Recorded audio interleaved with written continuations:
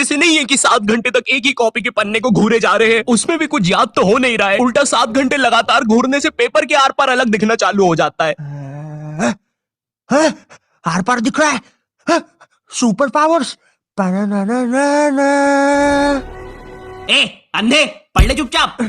ठीक है मम्मी। अब मैं ग्रुप स्टडीज करता था मेरे दोस्त बंटी के साथ। बंटी बहुत ही भंड बच्चा था पढ़ाई में, लेकिन बंटी ना उन बच्चों में से था जिनके पास कुछ स्पेशल पावर्स होती है। बंटी पास भी थी घूमी हुई चीजें ढूंढ निकालने की। क्लास में किसी की कटर या रबर घूम जाए, बंटी फर्स्ट चार्ट की पता लगा लेता है कि कहाँ पर है चीजें। वो 5 वाली डॉम्स की रबर तो बंटी सूंघ कर ही बता देता था। तुम लोग को आम बात लग रही होगी कि रबर ढूंढने में कौन सी बड़ी बात है, लेकिन मेरे दोस्त क्या तुम्हें पता है, अगर क्लासरूम में तुम्हारी रबर एक बार डेस्क से नीचे गिरी ना तो वो इतने टप्पे खाएगी, वो इतने टप्पे खाएगी, वो 50,000 बार टप्पे खाती है और नाइजीरिया के किसी अनजान टापू पे चली जाती है। आम इंसान के बस की बात नहीं है क्लासरूम में रबर ढूंढना, लेकिन बंटी के बस की है। बंटी कहीं से भी आकाश पाताल या भली साइड वाले जनरल स्टोर से ही क्यों ना तुम्हें तुम्हारी रबर सही सलामत लाके देगा। जनरल स्टोर से इसलिए क्योंकि बंटी के पास 1 कार्ड था ना, एक क्लासी मेटल क्रेडिट। तो ये बातें मेरे मैथ्स एग्जाम के एक दिन पहले की।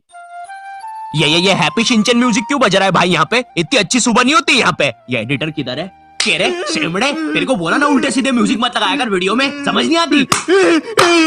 प्लीज कोई पुलिस को भेजो, ये मुझे मोमबत्ती के चटके लगाता है। एग्जाम के एक दिन पहले बंटी और मैं साथ में ही पढ़ रहे थे। हम दोनों बहुत टेंशन में थे। मैं इसलिए टेंशन में था क्योंकि ट्रिग्नोमेट्री में जितनी तेज चीजें बदल रही थी उतनी तेज तो मेरी जिंदगी में इंसान भी नहीं बदलते। हे दोस्त, क्या तुम मुझे वो कप दे सकते हो?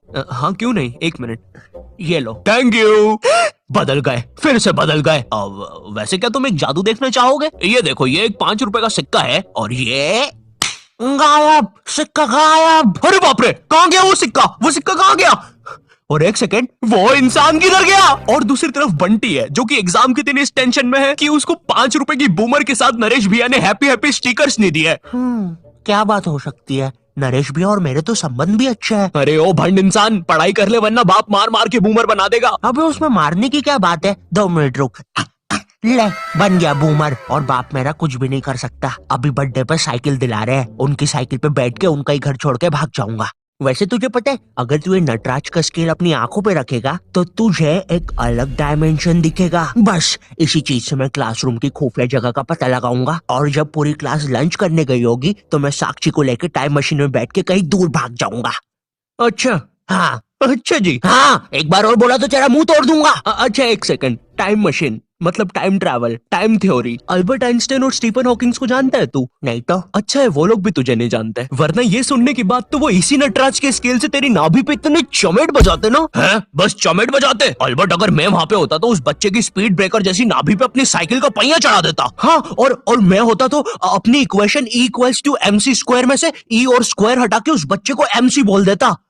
सच में अल्बर्ट, तुझे पता है ना मैं तेरे इन्हीं बकवास जोक्स की वजह से पैरालाइज हुआ था। तू मान क्यों नहीं लेता कि तू बहुत ही अनफनी है? अच्छा ठीक है अल्बर्ट, मेरा वो मतलब नहीं था।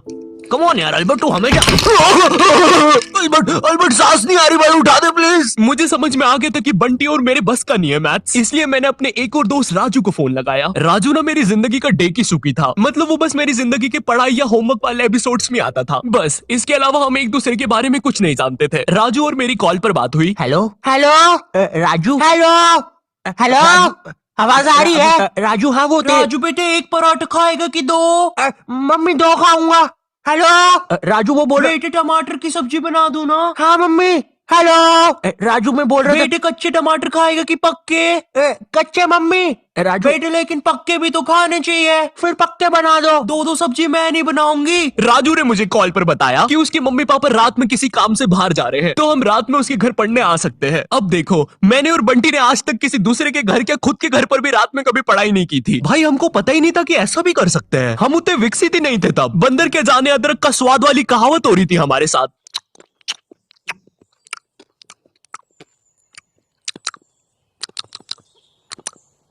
अरे ये क्या स्वाद है?